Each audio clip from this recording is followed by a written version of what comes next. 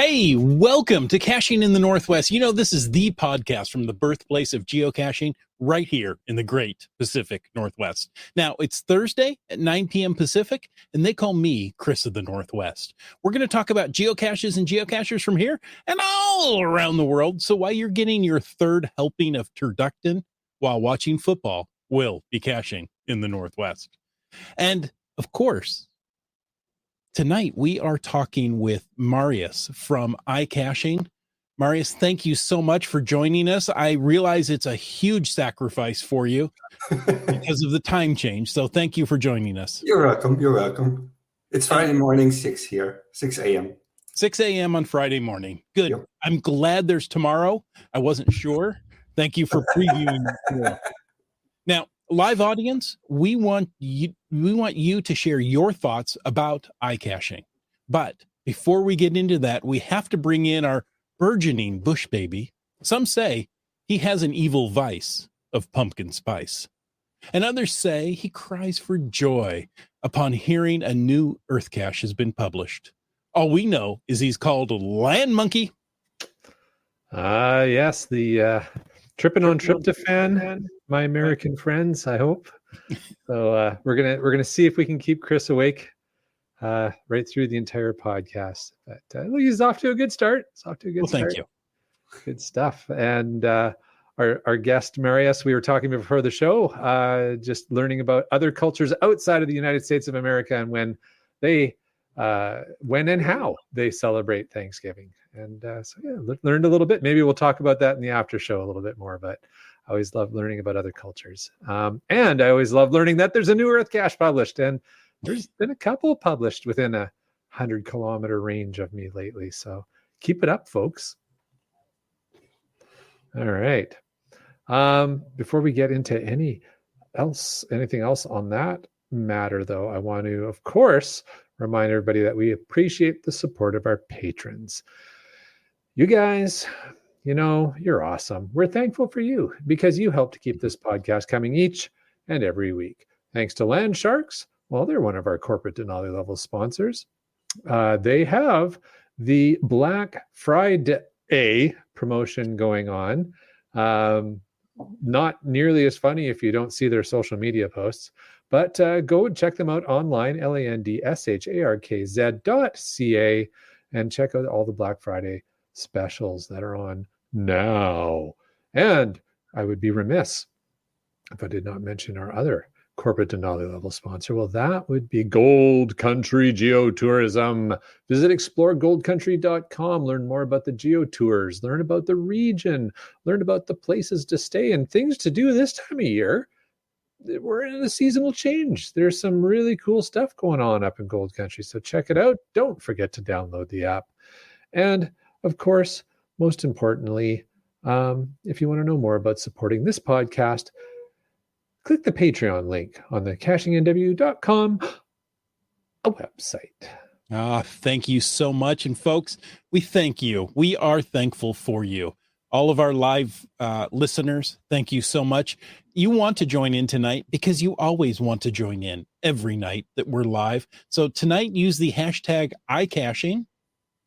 I know it sounds like improper English, but really it's the name of a program. We're going to learn more about it. iCaching, use that hashtag to join into tonight's show. Of course, you can use the hashtag FATAS to bring up something you want to talk about in the after show. And we do have the dual hashtags back, podcast baking and podcast drinking, because, well, tonight, there's probably a lot going on in the house. Well, at least in the U.S. All around the world. Just different things going on in the different houses all around the world. All right. Well, before we jump into tonight's topic with Marius, and I'm very excited to learn more about this. Mm-hmm. But hey, we got just a little bit of news. This is from HQ's blog post. They're going to be doing what they do every year as long as I can recall, and they are going to be joining REI, the equipment provider, in choosing to hashtag opt outside on Black Friday, November 24th, as opposed to, spending the day in the mall. They're going to spend it out finding geocaches. That's right. So they're keeping the tradition going of opting outside and spending the day standing in line. And they encourage you to hashtag opt outside and spend your time immersed in nature. You're challenged to find either your next or first geocache, hide a new geocache of your own, or discover a new hiking trail that you haven't yet visited. Spend your Black Friday outside, share your exploration with REI and geocaching.com by using the twin hashtags, hashtag geocaching and hashtag opt outside on your social medias.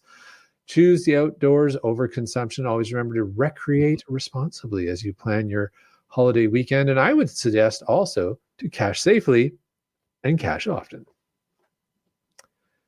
All right. Are those your twin hashtags? That's my twin hashtags. But yeah, well, you know, it's all interrelated. It's all part of the whole worldwide web of outdoor adventures.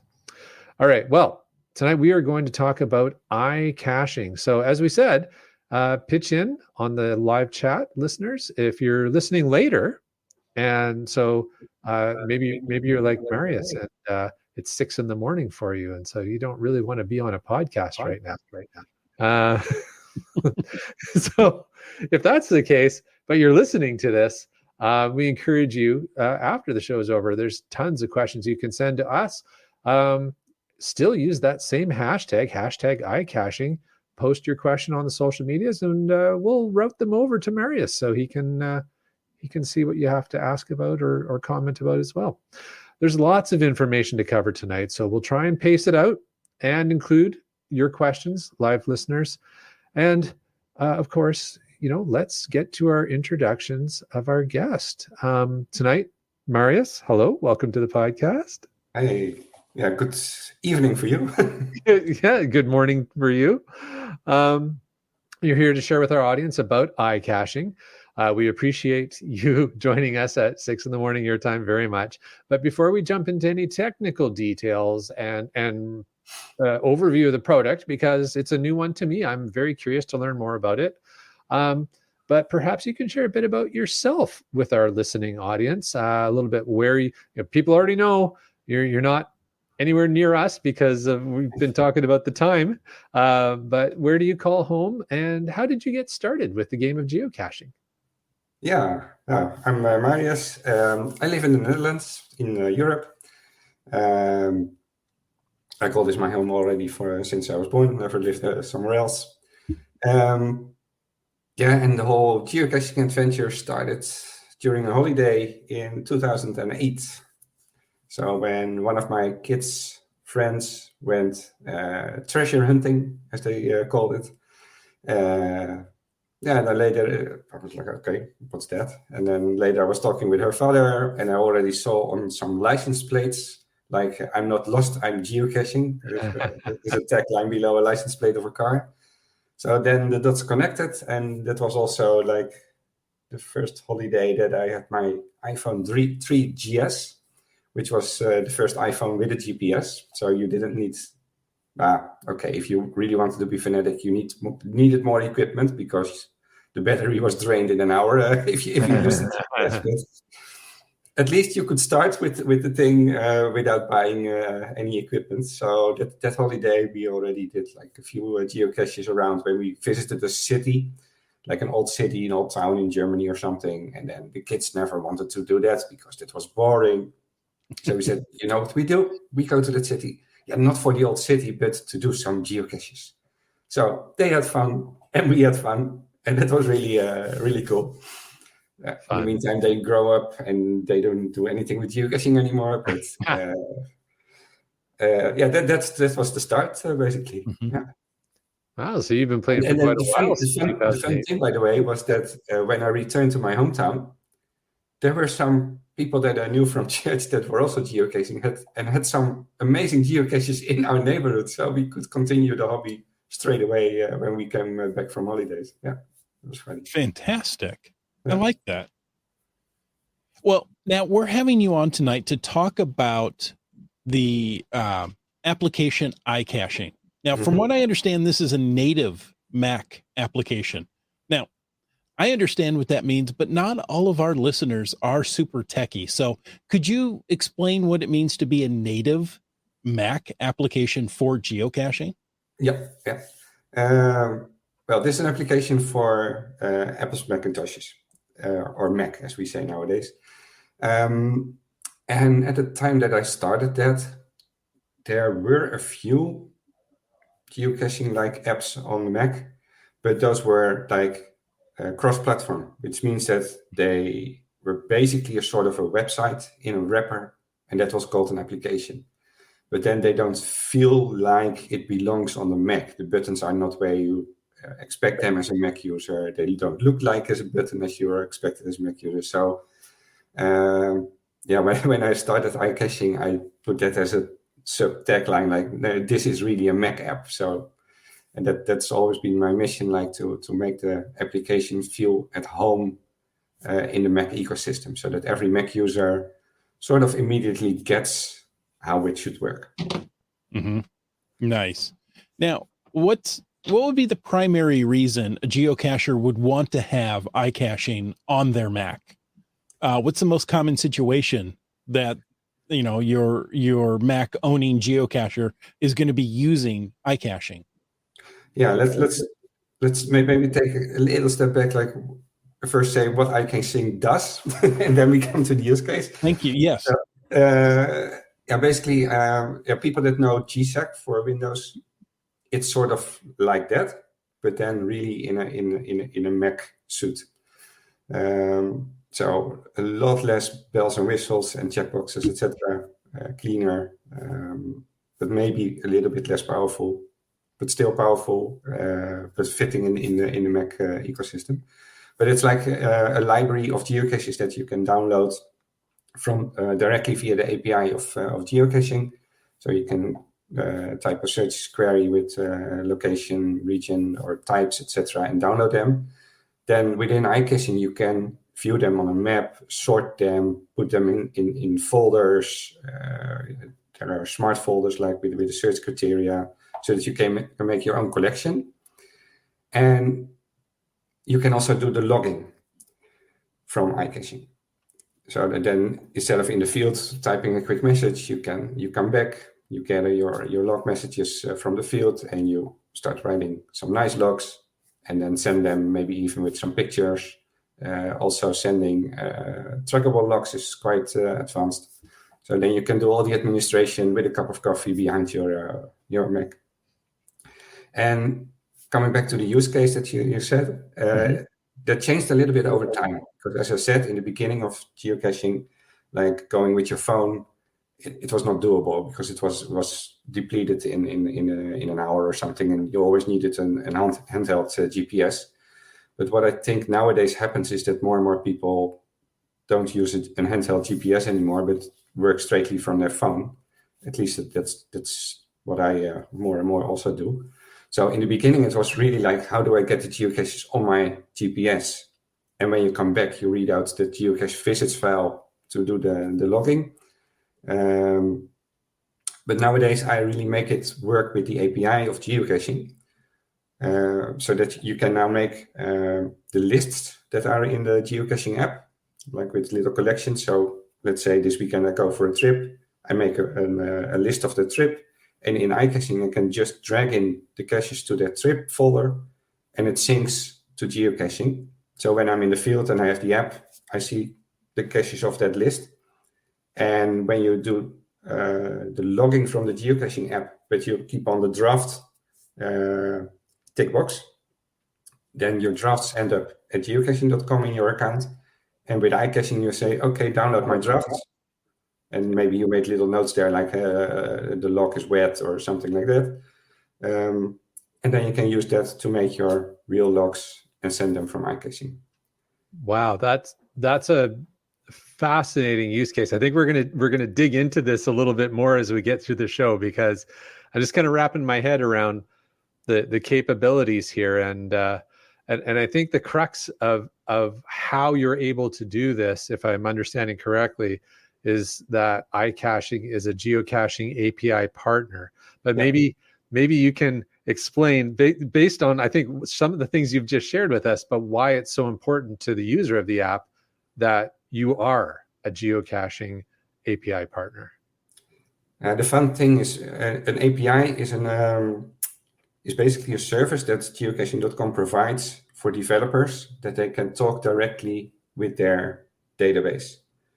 So that means that from partner applications, you have access to the geocaches, all the information of them, but also to your logs and the things in your account. So yeah, that makes it really powerful because you can directly talk to the website.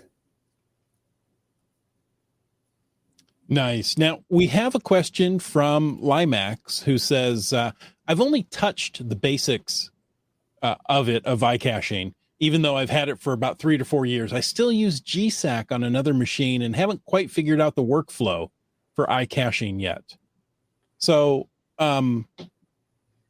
what really is the difference between iCaching and GSAC, other than the platform, right? One on Mac, one on Windows.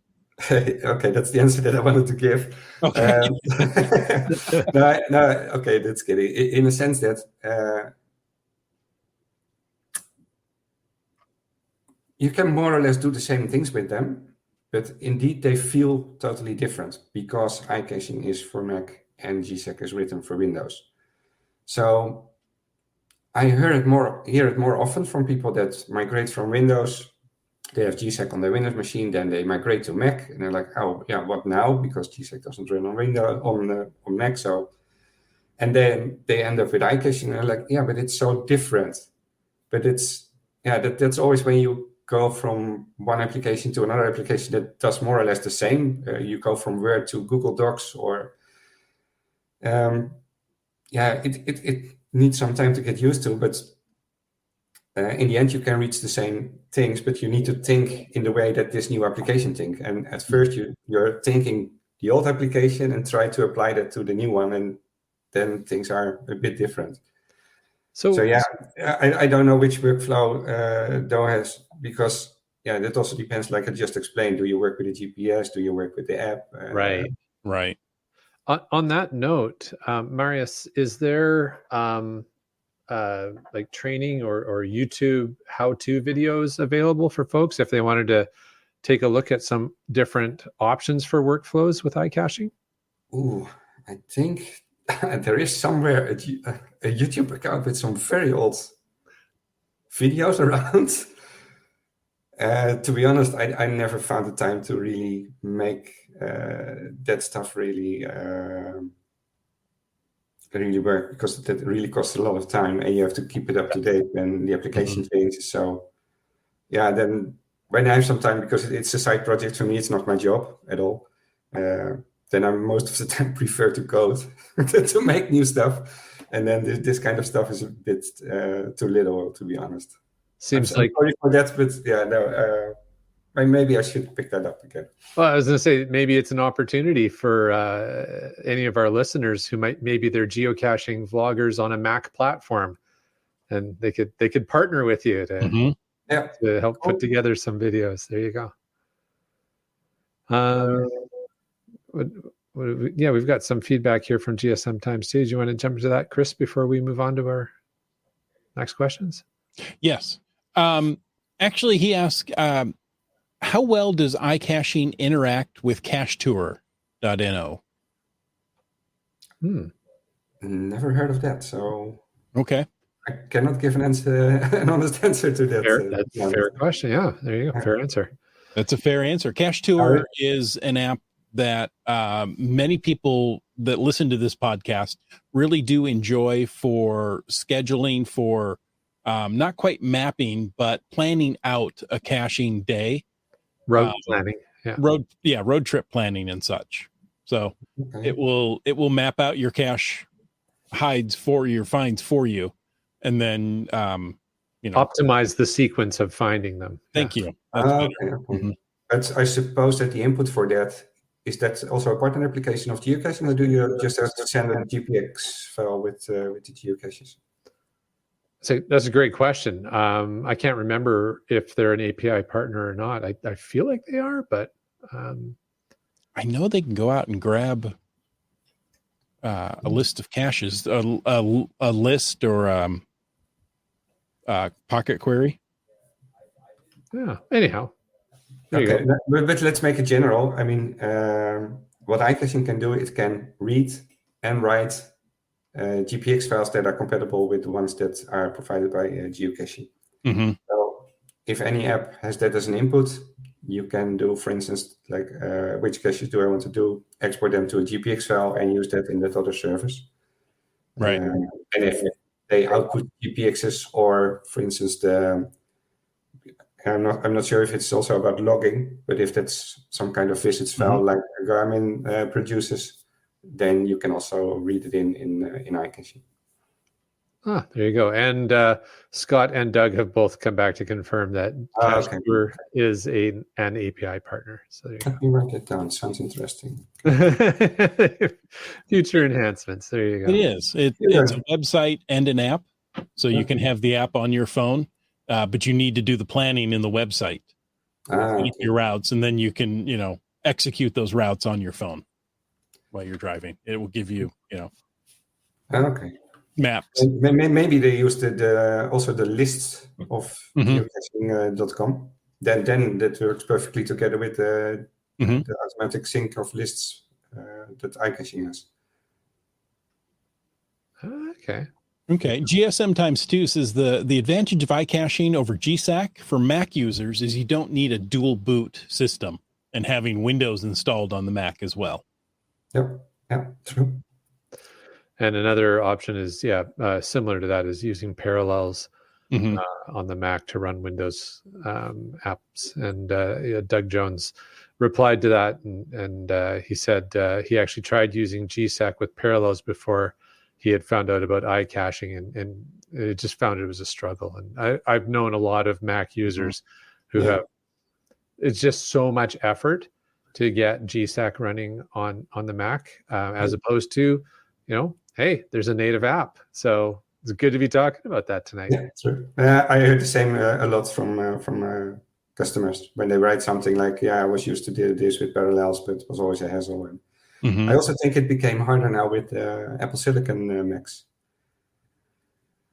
Because previously with the Intel Macs, Windows run perfectly. I'm not sure if it's still so easy on the Apple Silicon Macs, to be honest.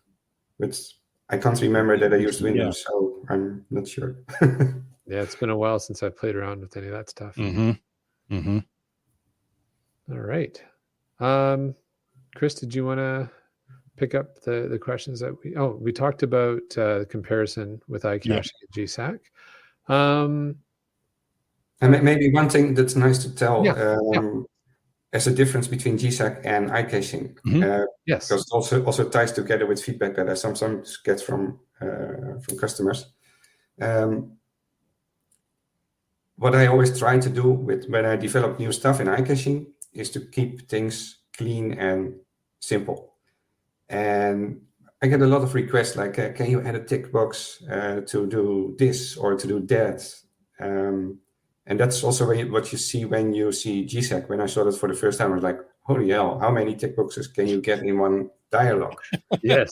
Yeah. On one hand, it makes it super powerful because every power user can switch it to their own needs and do really everything that they want.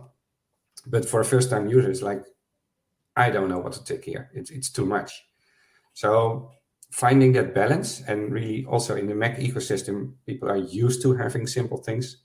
They're used to the fact that Apple, for its own applications, tries to make as many choices themselves and only make things configurable that are really have a purpose to be configurable for a user. And that's basically the same philosophy that I try to do in iCaching.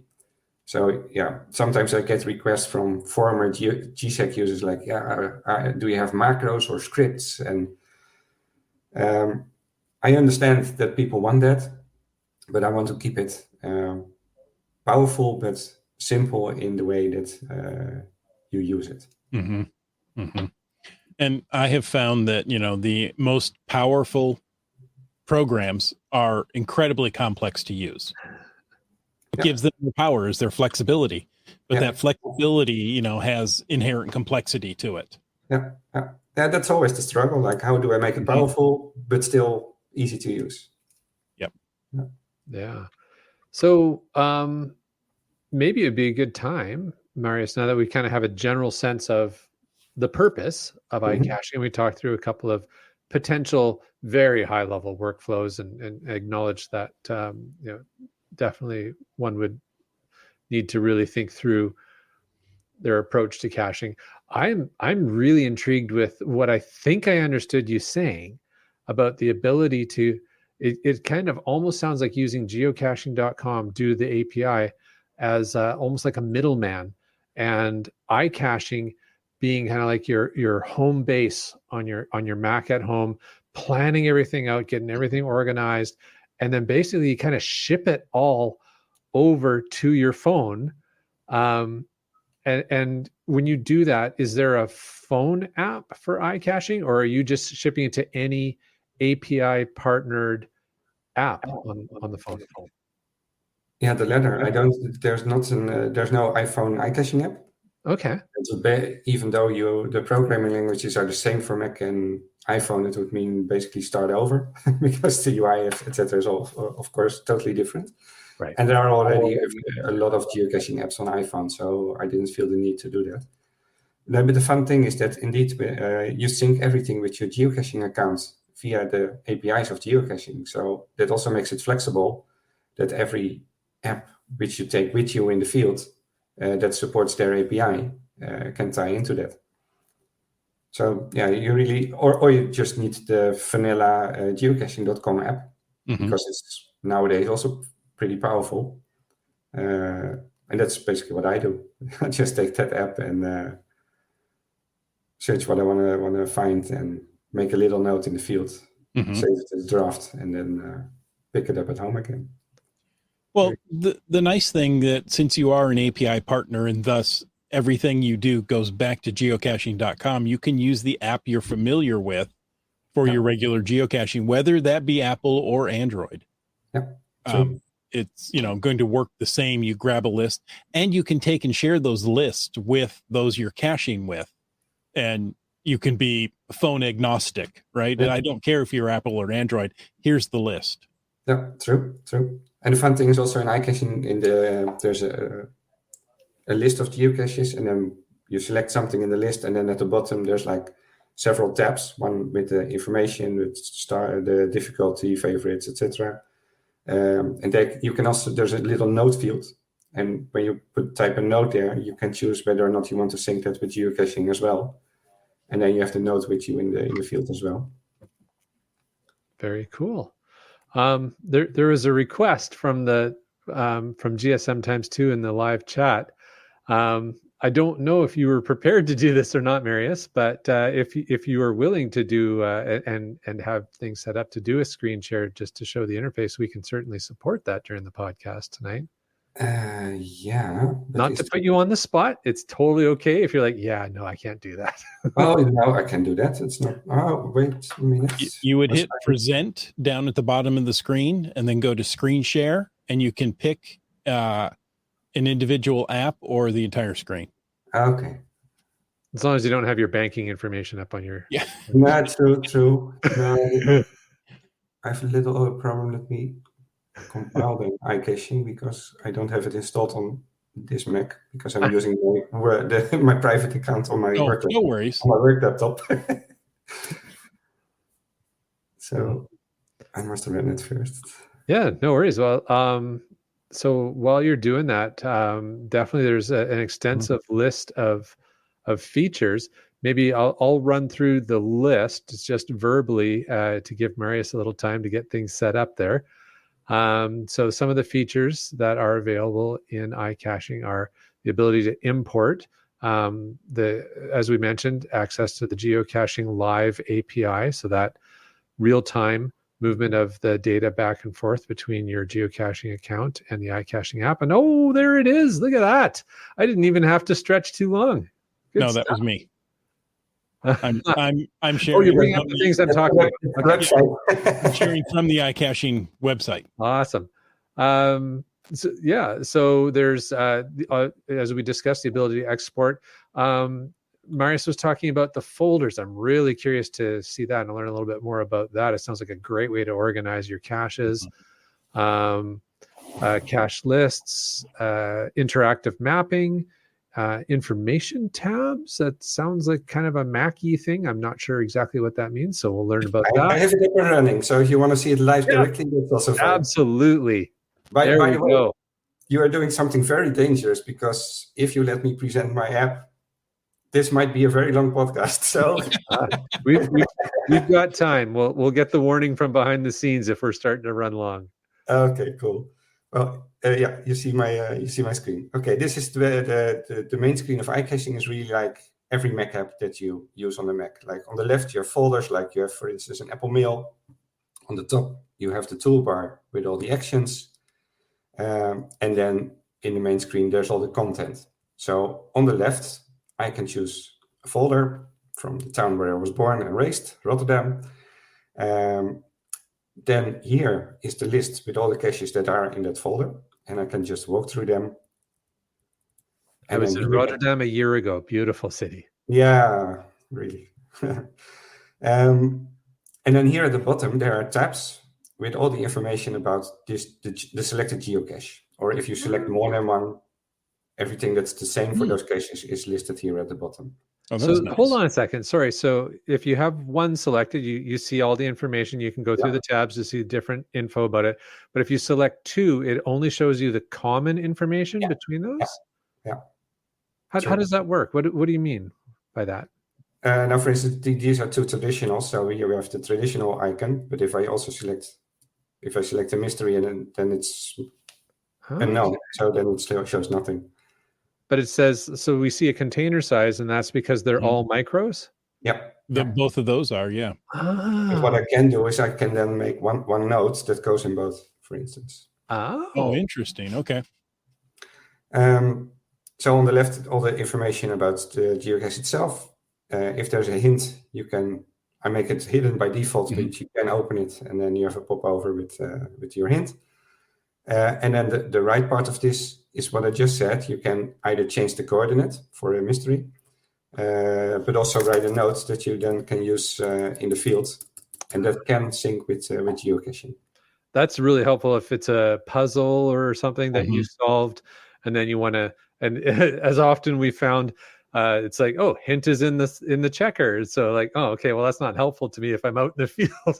Yeah, true. Right. And you can give it a thumbs up or thumbs down that you can later use for filtering.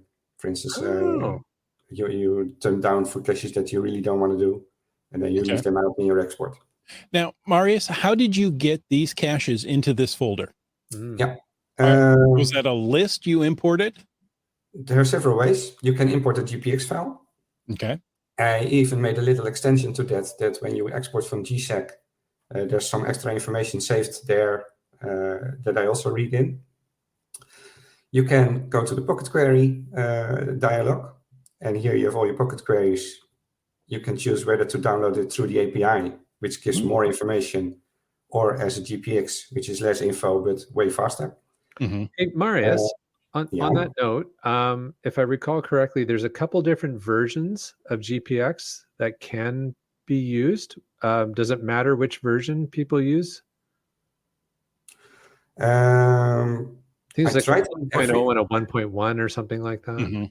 Yeah, I try to read the most. Sometimes I get like a request from a user like, hey, I have this GPX file I can't read. Then I ask an example file and then try to figure out what's different. And so there are some parts in the import that can handle different formats.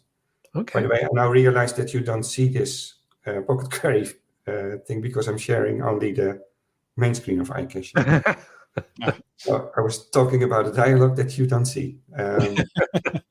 But here, believe me, here at the top, there's a window that you can call that lists all your Pocket Queries, and you can either download them one by one or download them all at once. And then it remembers like, okay, the Pocket Query of this date is downloaded.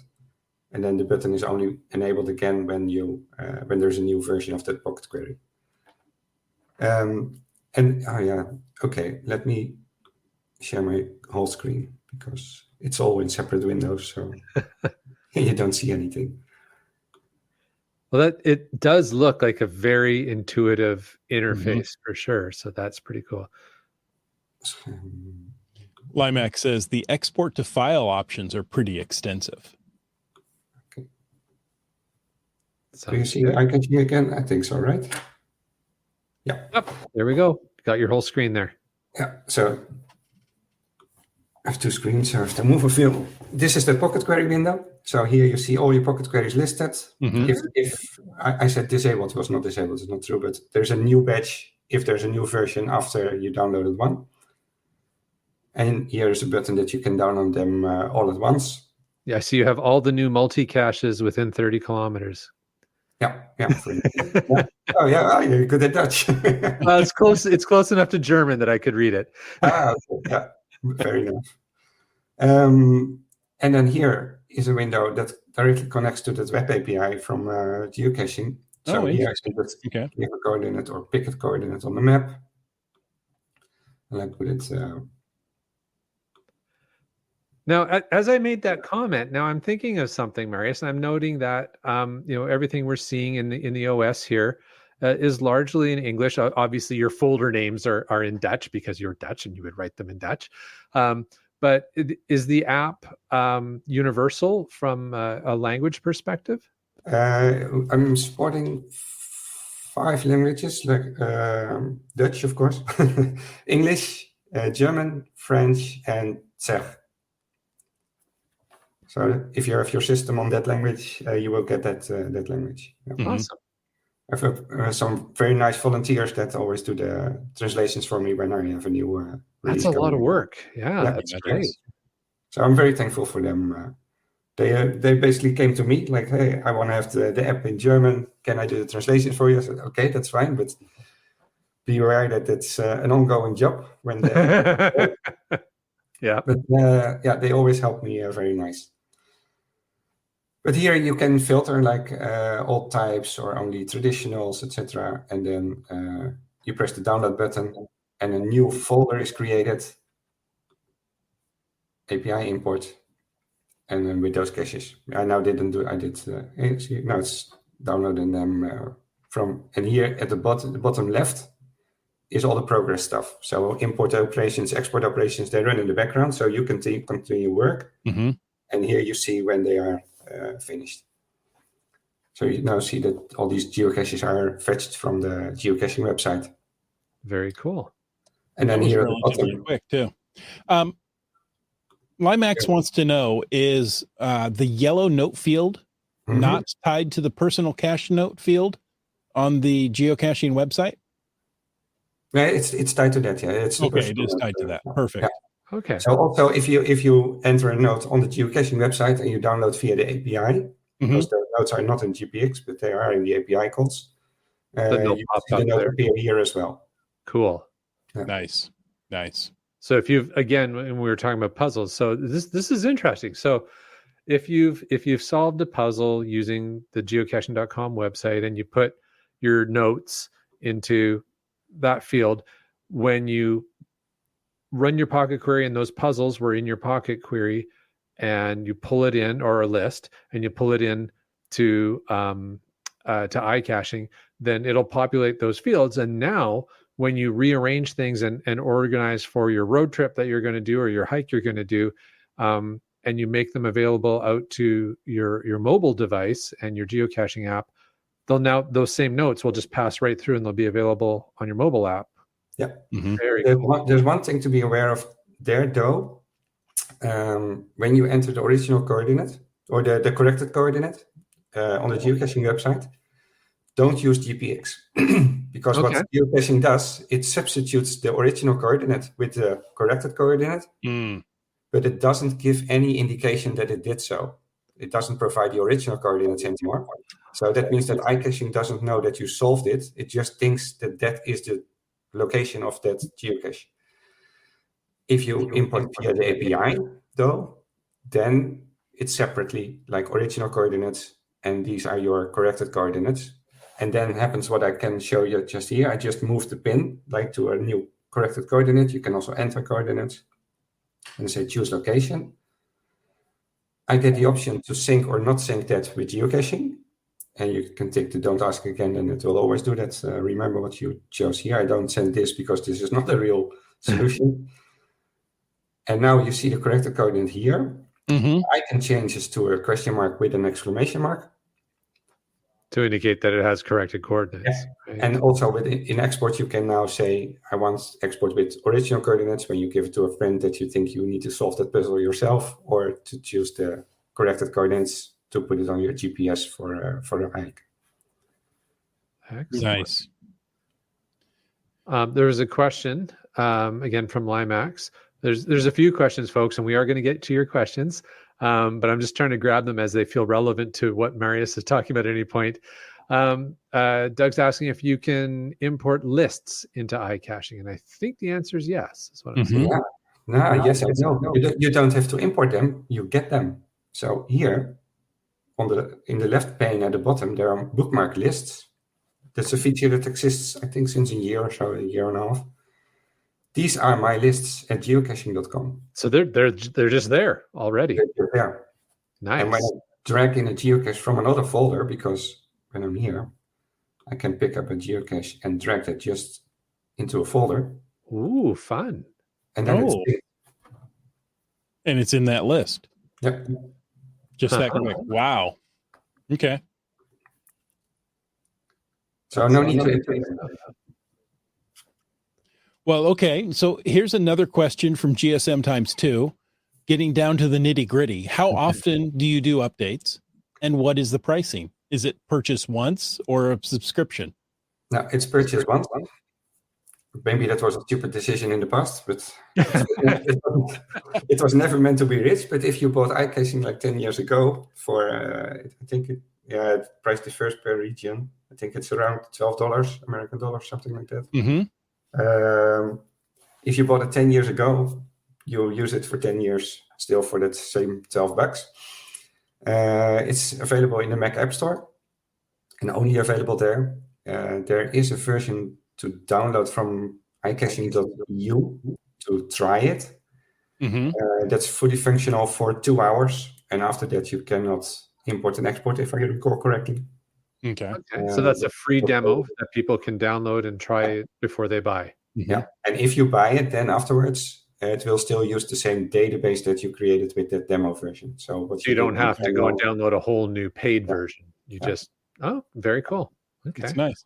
And it is a very $11.99 in the Mac store. Sorry, Chris, I spoke over you. What's the price? It is $11.99 in the Mac store. US. The 12 was correct. Yeah. And about updates, as I said, it's a side project. At the moment, I'm a bit busy with a lot of other stuff. So the last update was last week, because there were two things that I broke in the previous update that users mailed to me, and I tried to figure that out. When I get reports of crashes or something, I really try to make a quick update. But feature-wise, it's when I have time and do some stuff. As you see, it's pretty mature app now. Mm-hmm. So the low-hanging fruit for new features is a little bit depleted. So when I now come up with a new feature, it's most of the time a lot of work, and then it takes some time to have it in there. But I'm always open for ideas. People can mail me, and then try to work on that. Well, let's talk about that for a moment, because that's one of the other things we were curious about, Marius. So how do you solicit new ideas for new features to the tool? Most of the time it's when I'm in the shower, and like daydream, like, it would be nice if you could do this or that. And the other source, of course, is getting user feedback. So when sometimes people mail me like with, can you make this or that? A nice example of that, here we also have a map which is interactive with what you do in the main lists. So when I select a cache here, the map follows to that geocache. My friend's translator said, like, it would be nice if I can overlay this map with a route, so that when I go for a hike, I can see where the caches are related to that route. So this is one of the last features, that you can import a GPX file, which I don't have at hand, unfortunately, so I cannot show it. But you can choose a route GPX, and then that route is overlaid on the map. so that you Nice. can pick the caches that are close to. So caches on a route. Yeah. Very cool. But that's an example of user feedback, like when people write me, like, it would be cool if I could this or that. And So- sometimes I mail back that this is so specific that I don't want, I think you are the only one in the world that wants to do that. And I don't want to add a tick box for every wish. So Right. So you solicit feedback from your user community through email. Is there like a Facebook group or anything that? No, because I prefer email because if there are too many sources, it's already a side project, and then it's just too much hassle to keep everything up to date, to respond everywhere. So sometimes after 6 months, I see that somebody sent me a Facebook message. I just never look there. So with mail, I really try to answer. Sometimes it's also like 1 or 2 weeks, depending on how busy I am. But I really try to always respond to emails. Because I appreciate it when people give feedback. Now, Marius, as Apple elevates and improves the Macintosh operating system, how do you keep up? I mean, as just one guy, doing it as a side job, I'm sure, a new version of the Mac operating system presents a large amount of challenges. I must be fair that on the Mac, it's pretty stable in a sense that they keep it quite good backwards compatible. So it's not often that things break with a new macOS version, but of course you get new features from Apple that you can use in your application. I'm always eager to use that then, because then your app keeps on looking modern. Also, when like 3 OSs ago, Big Sur really changed the look and feel of the OS with this sidebar that goes to the top. For instance, I try to adapt to those patterns as quick as possible. There's one very big challenge, is that a lot of under the hood techniques are changing because Apple is really bringing iPhone development, iPad development, and Mac development more together. They have a whole new language to make your user interface nowadays with SwiftUI. But to use those technical features, they are not user-facing, but they're really how you develop the application. For that, there's a minimum version of macOS that you can target. So if I want to use SwiftUI, for instance, that great new UI language that you can easily make user interfaces with, I cannot support macOS below Big Sur, for instance. But in my logs, I see that there are still users that are using macOS 10.13, which is an OS of like 6-7 years ago. But maybe they have an old iMac that's still perfectly for them. But that iMac cannot upgrade to a later macOS. So that's really a problem, because I really want to use those modern techniques because I use them in my day-to-day job as well. But I can't, because I don't want to be too aggressive with ditching old macOS versions. Right. But I'm afraid that it will be not too long that I have to set the minimum to either Catalina 10.15 or Big Sur. Just to keep it also under the hood a bit more modern than it is now. So even if it's 2% of users, it's still a few people that will be disappointed that they cannot get a new version of iCaching anymore. And I can appreciate that. I mean, I can understand that. I have an older Mac at home that I use. But if they download a version of iCaching that works with their Mac, they don't have to update it, correct? They're not forced to update it? Yeah, true. But it can be, and that will now happen in January, when geocaching.com will be a little bit more strict about the way you log in. I had to make an update for the application recently about that. If you don't get that update, then there might be a moment that you cannot log into geocaching.com anymore. Right. If they change stuff on their side, on their end. Sure. And that happens from every now and then. So yeah, at that moment you will be stuck if you have a version that's not supported anymore with updates. And unfortunately, the Mac App Store doesn't give me a way to only update those users that were left behind with this little change for the geocaching API. Right. It's an all or nothing. Yeah.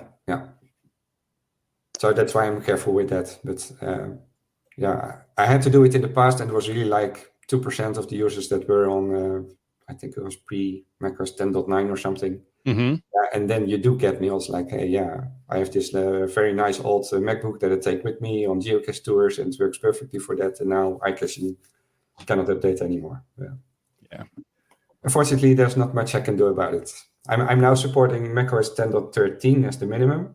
Okay. But it's also the minimum that I can compile with Xcode, that I can compile iCaching with, that's supported by Xcode. So if Apple raises that bar, I have to. Right. Okay.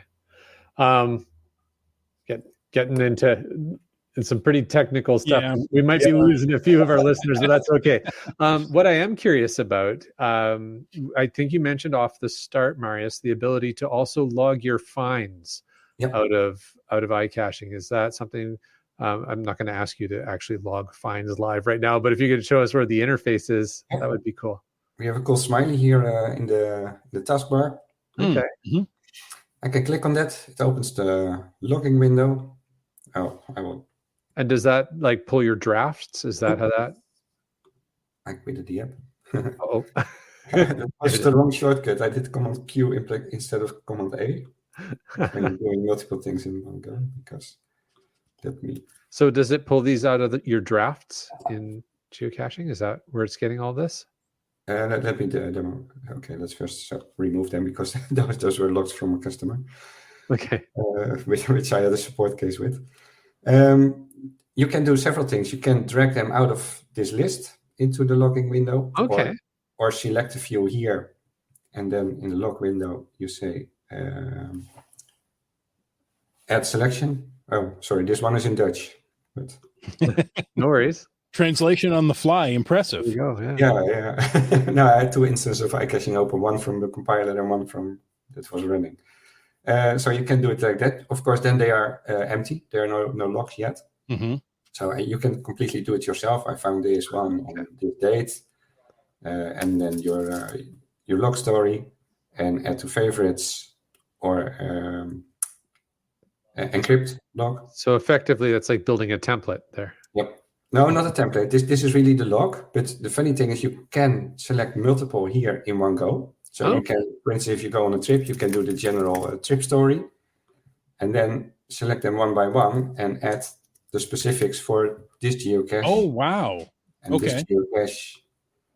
But you have to do it in that order, because if I now select those all and start to type because they're now different, then it doesn't work, of course. Right. But that's one way. But the more powerful things here are either imported from your GPS. As you might know, every Garmin GPS, for instance, has the geocache.visits, the geocachevisits.txt. Mm-hmm. You can import it. It remembers your last logged cache because that list is just appending. You don't want to import everything. So it remembers your last log date and take that as the minimum. But you can change it here, like the threshold from where it should load the logs.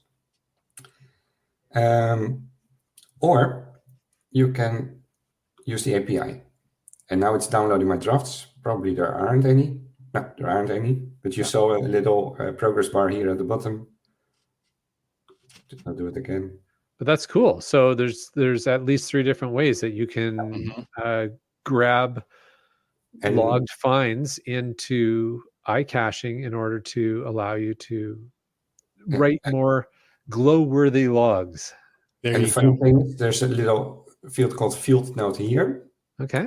Here it's empty, but if you download it from your GPS or from the geocaching website, the note that you made there is here in this field note, and there's a little button, copy to log, because it didn't want to have it automatically in the log, because if you publish, it will automatically be there. But if it's just a note for yourself, like, hey, this one was fun, or the log was bad, or whatever, you want to phrase that yourself. So that's why it's in a separate field. And you can use it to type your log. And Nice. have the info from the root. Marius, you've impressed GSM times 2. He says that's a slick interface for logging. Ah, cool. Thank you. And here we have by the way, there are several tabs. So on a log, you can here add pictures. You can drag them in or use the plus button to maybe there's screenshot, doesn't matter. You can add pictures with a remark. Mm-hmm. And here is the trackables interface. So on the left, the trackables in the cache, and on the right, the trackables in your collection. And then you can say automatically visit from here. Right. Nice. And a little log, and then say okay. And then all these caches have the trackable icon because the visit is logged for all of these. Tipped it in all of them. Yeah, very cool. Well done. Marius, thank you so much for joining us. I mean, I can tell by the questions we've got. I think you've converted a couple of listeners. So cool. Fantastic. and the other user now has had the live demo, right? Yeah, exactly. Yes, thank you so much for doing that. That's awesome. Yeah, I really liked it. Fantastic. Well, yes, our sincere thanks to Marius. That was a great demonstration and a lot of good questions answered tonight. We want to take a moment to thank Land Sharks and Gold Country Geotourism, our corporate Denali level sponsors. Landsharks with a Z.ca is the outdoor adventure and geocaching store. Check them out online, and they're shipping those online orders daily. And remember, Black Friday sale going on. And for absolutely amazing geocaching adventures, check out exploregoldcountry.com. We want to thank all of our faithful Denali level supporters. That's Landsharks, Gold Country Geotourism, Team Squirrel, Groovy Owl, Cool Cow Cachers, and Cachly, the iPhone geocaching app that pairs nicely with iCaching. There you go. If you want to know more about supporting this here podcast, well, click that Patreon link on the cachingnw.com, a website. Like Flagman did. And Sege Hove. And Ari 54321. CRS 98. Just finding our way. Team Noltex. Genies. BC Rockcrawler. You, Dak. Korsgat. Peach of Washington. Kev MacD. Ackerdock. Active in the chat tonight, Limax. MC 3 Cats. Favorite kitchen appliance, the LG 9000. Logwork. You Talks to Rocks. Geocaches. Dora Moore. Antaeus. Alarobrick. B Pendragon. Trexer. GeoNav Pro. Nerve. GSM times 2 active in the chat. Kitty Quest. Skyhawker. Boomer 365. The Camp Clan. Mountain Bike. Subway Mark. J-Car. Gas Station Tuna. Green Words. Kid Vegas 19. For all you spilly drinkers out there, the Wet Coaster. Seebeck Tribe. One of our new patrons, Nervous Energies. No, I'm just nervous. How about just Carlo? Just that. And last but not least, Wino Seattle. Thank you so much. Since it is Thanksgiving, U.S. Thanksgiving, sorry, I have to premise U.S. Thanksgiving. We have a poem that we want to read. This one came from the wife of Wits End. She is a prolific, author, I guess. I was going to say, it's not a poemist. What is a poet. Writer of poems? A poet. A poet. Thank you. Poet laureate. Sorry. Hey, Chris, hands kicking in. Before we get into this, I just want to recognize we're at the top of the hour, and Marius is joining us before the start of his work day. Marius, do you still have a little bit of time to stick with us? Okay. All right. I just want to respect that you got a work day here to deal with. If you need to leave, we understand. Thank you so much for joining us. Now, it's still an hour until my workday starts. So. Okay. So we got him up early, got a little coffee into him. He's going to be so much more productive. He's going to want to do this definitely. That noon nap is going to be awesome. But yes. Chris, go ahead. Start the poem then. Thank you. Thanksgiving means something different to all around the table. For some, it means a lot of food. You eat as much as you are able. The first occasion was a contemplation because our country was brand new, enduring through the hardest times, rejoicing in friends both old and new. How those new friends supported the survivors by making possible a simple feast. And after so much struggle and loneliness, the pilgrims were in this new land. Has that changed for you and me? Have we struggled, been full of despair, loss, success, good moments or bad, time spent on our knees in prayer? Now we gather together in modern homes, expressing what we're most thankful for, looking forward in gratitude because of jobs, health, family, friends, so much more. Take a moment or two around the table to remember how our country began, people leaving all for their belief in God, sacrificing their life for truth, taking a stand. Across the world today, people stand up to believe in God, making a sacrifice of comfort, home, certainty, and leaving behind home, peace, maybe life. Wars and rumors of wars are heard. Will the strong destroy, they attack? Will it impact your comfortable life? Do you believe it's real or only abstract? Be thankful in our blessed country. Those sacrifices are not required of us. The time may come to make a choice between our life or to deny in God we trust. There you go. From Wits End's poet wife, the poet laureate of the Wits End residence. Yeah, that's right. The better half, we like to say. Yes. Awesome. Well, thank you very much for submitting that. It's always enjoyable to read. It's always enjoyable to read a poem from that household and share the news there. But also, we always enjoy reading anything you guys send in to us. So we always encourage you to send us, new glow submissions or. What is a glow? Yeah. Somebody asked that earlier. I saw that. That did come up. That was funny. The geocaching log of the week. There you go. Thank you, Adam.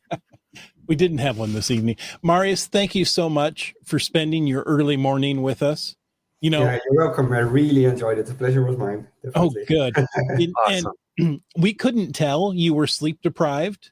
Apparently the coffee had kicked in and you did a great job. So thank you. Thank you very much. Anytime you want to come back on and talk about iCaching, about an update or any changes, you're always welcome to. Cool. Yeah, just reach out and let us know. In the meantime, if anyone wanted to learn more about iCaching or get in touch with you, what's the best way for them to do that? As I said, I'd like to keep that in one location. So let's stick to email. And it's info@icaching.eu.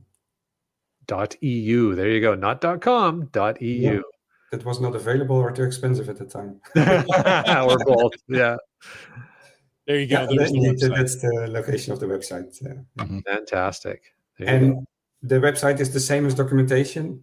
It's really old. I really need to refresh screenshots there. But that's the downside of being a one-person shop. Exactly. It's too much work. You've done an amazing job as a one-person shop. This is a very impressive Macintosh software. So thank you for all the work you've done. Thank you. Thank you. And folks, thanks for taking the time to listen to this episode of Caching in the Northwest. Your support helps keep the quality show coming. So if you like the show, please click the Patreon link on the cachingnw.com website. And if you didn't like the show, let us know what you want us to talk about. In either case, if you like the vibe, please subscribe wherever you get your podcast. Now, if you were in a restaurant, you would tip. If you were in an audience, you would clap. But since you're on a podcast, leave us a free, fast, fabulous, fantastic 5-star review. You can call into 253-693-TFTC and leave us a comment, ask a question, or, help me get some of this tryptophan out of my system any time of the day or night. And of course, you can email us at feedback@cachingNW.com. Join us live every Thursday night at 9 p.m. Pacific for a live show and chat. This show is produced by Chris Umfenauer, Jim Paulwitz, Jay Kennedy, and Brian Lang. It's licensed under a Creative Commons Attribution 3.0 license. Copyright 2023 by Chris Umfenauer. Folks, I ask you to stay tuned for the quiet after show. I'm going to have to bump up that volume. Well, it's funny because the intro Bump up was the volume. quiet. They're two separate files. Yeah, but I mean, you're playing it through the same medium. It's okay. Actually, I'm not. Oh, okay. They're coming from two completely different sources. Anyway, wow. We did have a couple of FATAS items. All right. What do we got? What you got? UDAC says the GIF reel has been published. Have you seen this year's films yet? Yes. Yes. Sunday was our GIF event. How about you, Marius? Have you been out to a GIF event yet? Nope. Are you planning to get out to one or not a priority? No, not a priority. Fair enough. Now, during the live demo, Marius, GSM times 2 wrote, "I'm suddenly regretting that I have not used personal notes to describe my hides. People call me and I can't remember my own hides." Now, that being said, I've forgotten how many hides he has. Is it 500? Is it 1,000? He's got an incredible number of hides he maintains. Wow. Yeah. So he may have to get iCaching and, do that just to maintain the notes in his own hides. So, yeah. That's a good use case. Yeah. Yeah, there you go. By the way, I only have one hide, but I recognize the problem that you get a question about the puzzle and shit, what were the coordinates or what was the solution of the puzzle? And I used to dig like, where's that file? or you get a phone a friend and say, "Hey, do you remember this cache?" Like, "Oh, I found that 12 years ago." No, I don't. Now, here's an interesting question from GSM times 2. And GSM times 2 asks, whoops. Click on it again there, Chris. Thank you. Is there a program that is basically parallels in reverse so that I can run iOS apps on his Windows computer so that he can run iCaching? So is there a way to run Mac? I think you mean macOS, by the way, but right. There are ways to build a so-called Hackintosh. Okay. So your Windows have a hardware to install macOS, but it only works with certain graphical cards. So the ones that are hacked basically to have a driver in macOS. You will have hassles to get speakers or microphone working, etc., etc. And also it's a dead-end way because nowadays Apple has its own processors, which are not compatible with the Intel processors that are used on the Windows side. Okay. And they are pretty aggressively raising the bar for new macOS versions. So actually, I expect that in 2, maybe 3 years, new macOS versions will not run on Intel at all anymore. So then even the Hackintosh route is blocked. Okay. So the simple answer is no. The simple answer is kind of. Yeah, but it's not worth the effort is what I think I'm hearing from Marius. It's only a short-term solution. Yeah. Plus you really have to build your machine towards being an Hackintosh. You really need to know which graphical cards are supported, which motherboards. So yeah, that's not a thing for everyone. Let's say it like that. There you go. All right. Well, thank you. That was a good question. Thank you. And a great answer. So there we go. Okay, Marius, here's a question from me. How long do you think before iOS and macOS merge into one? I don't see that happen, to be honest. You don't think? Okay. I think Apple's strategy is really like there are different use cases. So touch is really different than mouse in the way that the sizes of the buttons, for instance, already, but also, as you saw on my screens, the Mac can have very information dense Mhm. windows, while on iOS, by screen size, or iPadOS, because everything is a little bit bigger, they are way less information dense. So what I think that Apple is doing is they make it as easy as possible, or easier as possible, for developers to develop once and use it on both platforms. So now with SwiftUI, you have one language to describe a user interface. And you can simply have if statements like if macOS, then have 3 buttons, if iOS, have 1 button. And then it looks as if it's a native iOS app or a native Mac app. So they make it as easy as possible to reuse code and develop it as one project. But still, Mac and iPadOS and iOS will be different. And I think that will be in the foreseeable future. Well, that was a very good answer. Very well thought out. Yeah. I like that. Very cool. All right. Well, we had we would be remiss if we didn't mention the couple of hashtag podcast baking comments we had during the show. So apparently Piffle Bear was working with Limax to make some pumpkin and apple pies this morning. Nice. Yum yum. Sounds good. I do love a good apple pie. Mm-hmm. And IHAM said no podcast baking tonight. Too much other baking already today. So there you go. Good stuff. Yes. Very good. Hey, folks, thank you for joining us. And until next week, get out and get caching in the Northwest.